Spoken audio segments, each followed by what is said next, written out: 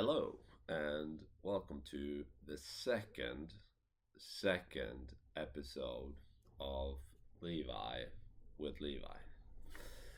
So the reason it's the second episode is because the first one I made that was supposed to be episode 2 had this insane echo because I was sitting in a like a boathouse with like concrete walls and everything. So of course, as someone who hasn't done this a lot, I didn't think to check if the sound was alright in the spot I was in, and it wasn't. So here we go for another round, and then comes the question, should I kind of try to recreate the first version of this episode, or should I just completely let go of that? And I think I've landed on completely letting go of trying to do that at all because, yeah, I am. I'm a different person now. like, like not in like a big way, but like the things I was kind of dealing with when I was recording the first episode is really quite different from what I'm kind of going through internally in my life now. So maybe I'll touch upon it a little bit. Maybe I'll talk a lot about it. I do not know. Uh, but what I did start the other episode with was kind of just why it's called Levi with Levi. And for some people, I'm sure it's like super obvious. But I know at some point it wouldn't have been obvious to me at all. So I just wanted to say like a few words about that going into this episode. And basically, uh, it's this leave I thing is basically about letting go of all this narrative that we have in our life. We have all these thoughts about who we are and who we should be. And we've kind of been reinforcing that throughout many years. And maybe we changed a little bit, but for most part, we're kind of bringing with us all this kind of rules, sort of how we should behave and what we should be doing, what we're good at, what we're not good at, and what we like, what we dislike, and all these things. And what I've discovered over the past couple of years, just starting to challenge these things, is that it's all bullshit. Like we have created this persona that we're basically acting out. We are performing. I've been performing Levi. It's like, and I haven't even thought about that I've been doing it, but it's been very draining of my energy. Whenever I've been in social situations and stuff like that, it's very draining to kind of keep up this idea. And it doesn't even matter if the idea I've had of myself has been good or bad. It's just very heavy to keep it up no matter what. And I've discovered that you don't have to do that. There is like, it's like, okay, so let's say, what does it mean to be yourself? And I think that is what you are when you're not trying to be anything, right? And not trying to be anything is very light because you're not you just are, you are what you are. Like how can you how can you even think about who you are, because it's like you are what's coming out of you in every moment. So it's like whatever we put on top of that is just a layer that will slow us down, and it will remove some authenticity. I'm not saying that people can't be like authentic, like kind of when they're involved in the personality, but I really think that people should kind of just challenge some of the notions, and the more important the notions are in your life, like the more I would just try to step out of it. And I think yeah. And now like now, just to invite you into my head for a second, it's like now I'm like hearing my head like, oh, you remember that great thing we said in the last run of this episode? Let's bring that in here, you know. Uh, and I'm not sure if I'm going to do that or not. I can't even compute if it's a good idea. I just I just really wanted to bring it in, and it may or may not fit. But I think it does fit. Now that I'm talking and simultaneously thinking about it, and that's I think it was, I don't know, maybe Ray who used it the first time I heard it from Dualistic Unity, and it's like it's this idea that it, at least for people who have been like playing games, computer games early on, there's usually like strategy games and stuff like that. You usually kind of start with like this open field where you can see everything. You can see maybe like a gold mine, and you can see your house and your people, and maybe there's a little forest, you know. And it's like that is you. That is who I am. Kind of that is the idea of me. And then you have all these gray, dark spots kind of uh, around this field, which is completely unknown. We don't know what's there. We don't know how to deal with it. We don't know if we're going to be able to deal with it when we get there, because we just don't know what's there. And so we can choose to just stay in this little area that is bright and we know it all, and it's all quite comfortable. Maybe it gets a little bit boring to chop on that same forest all the time, and it will run out. Really will run out at some point as well. So then we start to move. So then we can start to kind of move into this dark area. And whenever you go in there in this kind of dark area, or like this place you haven't been before, like whether it's like within you or if it's like just a new scene maybe that you're putting yourself in out here in the world, or maybe you're acting like more naturally in some setting, you're being more honest in a setting where you usually just said what you thought they wanted you to say. Like all these things are kind of stepping outside of uh, into that black space. And the interesting thing is, when you go there, I think it becomes a new bright space where you can play around. It becomes a bigger, your space becomes bigger. You can do more things. And after a while, like you'll just notice how going into those dark spaces is like even that becomes more comfortable, or you become more comfortable, I guess, being uncertain. And thus, walking into these spaces are almost like it's almost like yeah, it's a great way to you know, I don't know, feel the excitement of life, you know, because that is I really feel uncertainty.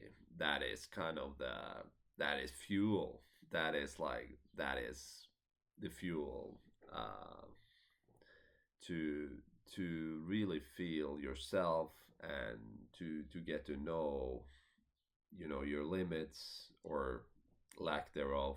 And yeah, it's been just so much fun going into that space, and just showing yourself that you can, like it's not even about doing like big things. It's just noticing what you find uncomfortable, I guess. I've just been noticing like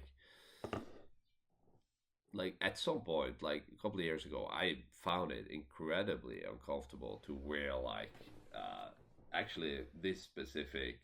I remember I was kind of walking, because a couple of years ago I did like yoga every morning, and I walked from my house, which was like 5 minutes from the yoga studio, And then I walked in this sweatpants that I'm wearing here. It's like it's dark. It's very normal, and I was down to the yoga studio. It was fine because it was so early, so there was no people. But on the way home from the yoga studio, there was so many people going to work, and they were all kind of dressed nicely, because they were going to work. And I was so self-conscious about just wearing these sweatpants. I had been to yoga, like of course I'm wearing sweatpants, but I was so kind of caught up in it. But of course I just kept wearing it, and now I look back at it and think it was ridiculous. But it wasn't kind of ridiculous because there was a part of me, like Levi, the identity, that felt it was really important to kind of present myself kind of professionally when I was out and about on the street. And obviously, letting go of that is just a tremendous weight lifted because now I can wear whatever I want when I'm out and about. And the same thing was like I got like a yellow backpack from my work, and I remember when I wore that outside for the first time, I was just like, this is so, it was so uncomfortable because for me to wear something yellow, I usually just wore like dark clothing, maybe like a brown leather sachet or something. But and it's this small. It's like it doesn't have to be big. It's just what makes you uncomfortable, and then just try to do it anyway. And often, like things we dislike, I think it's things that make us uncomfortable somehow.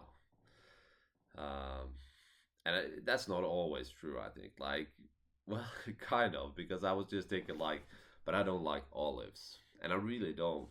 Like, I every time, every time I'm like somewhere with someone who orders olives or have olives at home, they tell me, but this is a good one. This is a good olive. And I'm like, every time, almost every time, I'm like, okay. I just keep getting lured into this trap. But it's just such an intense taste for me. So I haven't been able to enjoy an olive as of yet in my life. Maybe I will at some point. But the point is, it is uncomfortable. That's why I don't like it. It is an uncomfortable feeling in my mouth. Uh, yeah. Anyway, so I think just doing things, small or big, it doesn't like it's just expanding our life. Really, it's like where you before wouldn't venture, you now can, which I think is just fantastic. I just feel like in the last episode I mentioned like I was at a karaoke place. Like one day I just went in there all by myself, and it was super uncomfortable. I was uncomfortable the whole time. And then I signed up for a song, bought a beer, and I was uncomfortable. And then I sang the song, I was uncomfortable. And I went down from stage, and people were kind of high fiving me. Not, probably not because it was so great, but just because, you see people are getting up on that stage, giving giving their all. I mean, you'll give them a high five. So I got a couple of high fives, and I was still uncomfortable. I sat down alone at the table again, still uncomfortable. Signed up for a new song. You know, it's just keep going. Like being uncomfortable isn't really a negative feeling. It's just a feeling of something is new, like you're not familiar with this situation. And doing that once opens up the opportunity to do it again. And if I want to, like it's like at some point I feel like I was kind of running after uncomfortable situations just because I have to expand. I have to expand, I have to get a bigger world. And to some degree I think that's kind of helped me. But now I'm more like, what do I want to do? I don't necessarily want to do all the things just because it's uncomfortable. It's more like, okay, I want to do this. I can feel that a part of me don't want to be there because it's uncomfortable. Then it's like, there's let's go. You know what I mean? But sometimes it's like, I just don't want to do this, and then I don't. So I think like finding a balance there is also okay, because I really feel like the expansion is happening when you're just following what you want, and kind of maybe becoming more sensitive to what you want. Because I feel like, yeah, I guess when I started to kind of dabble in leaving the eye, uh, I was I was kind of I've, I've just followed what I found interesting all the time. Like, no matter if it's been uncomfortable, but it's changed a lot over like just 2 3 years. It's like the things, but I keep kind of, I've always just went for things that felt, not always, but most of the time, just kind of followed an interest, a curiosity about something. And I've just been kind of moving into that space, and doing things I've liked, I guess. Or what I've just, this is interesting now. And then I've kind of moved on to new things. Some things I've just dropped because it wasn't for me. Some things I've probably uh, done maybe too long or whatever, because I've just kind of clutched onto an identity there again, like, and I think it's all about kind of just moving forward along with your passion, and kind of being true to who you are, sort of, because, and you don't necessarily know that, but it's like, I think there's a feeling inside of us that kind of tells us that this is something I want to do. This is something I'm doing for reasons that are more superficial, I guess, like maybe related to safety or money or status, or just yeah, just maybe being admired and stuff like that. And I feel like those are uh, more, I guess, more hollow when it comes to it, like those things. So I've really been finding lately that what I it may sound a bit silly, but what I really like to do is kind of somehow, I guess, just somehow kind of, well, I've been doing a lot more, like, let's say work wise, a lot more physical labor, in my life. Well, before, I've always been like, had computer jobs, doing stuff on the computer. Like, I guess my first job was kind of something in the middle, where I was kind of out in the warehouse a lot and stuff like that. I kind of like that. But I've just been noticing lately, I've been doing a lot of kind of, you know, picking garbage at beaches, like painting, um, more like, because I'm kind of in between jobs. So, but I've just been noticing how kind of being out, being in nature, kind of doing things with my body, that just feels a lot more aligned at the moment than kind of sitting down and sitting in front of a computer all day, basically. That's just, it's just not. I guess what it comes down, I'm just not doing it anymore. It doesn't mean that I will never work on a computer again. It just means that there's so much out there that I can do that I haven't tried. I've tried the computer kind of work, and now it's just like, oh wow, I can do other things. I can be out there. Maybe I can be fishing. Maybe I can be, I don't know. It would be awesome to be a fisherman for a while. Go out there with like a full rain cloth on, and just go out there and get some fish in. Maybe have a little stand in the city here selling fresh fish. Yeah, I think that sounds incredible. But this is, of course, just an idea that I have in my mind. It's of course hard work. And yeah, but the point is there's so much I haven't done, and there's so much I can do. And I just want to explore that shit. I don't know what I like, but I know what I kind of what I'm kind of facing towards, I suppose. And I think as long as it's this idea that, all right, now let's say the fisherman thing, you know, and then it's like, okay, then I'm gonna be a fisherman for the rest of my life until I retire.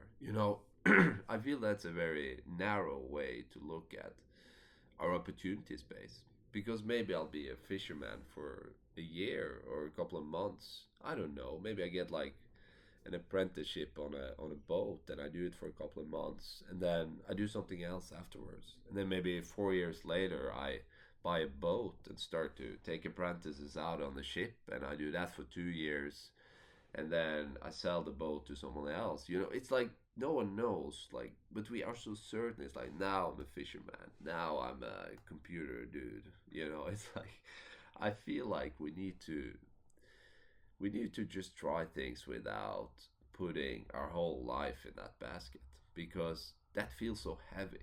It's like, oh, now this is the choice of a lifetime. You know what I mean? But it's not. It's a choice for this moment. And it doesn't even have to be a choice. Just keep moving towards opportunities, or just keep showing up, so somewhere, and just be present, and just say, or just be open to whatever can happen there. Maybe I meet a fisherman tomorrow, and he's telling me how he has trouble finding good apprentices. And then there I am, and I'm like, I don't have a lot on my plate. What about I join you? Anyway, I'm getting into the fancy realm, but who's to say that's not where we are? Anyways, okay, so yeah, I guess just venture into the unknown. I will keep doing that at least. Maybe I will be a fisherman. Maybe I will be something else. I don't know. We'll see what pops up in my life. And I hope everyone who listened and those who also didn't listen have a great day. And I'll be back with a new episode at some point, I'm sure. All right. Bye bye.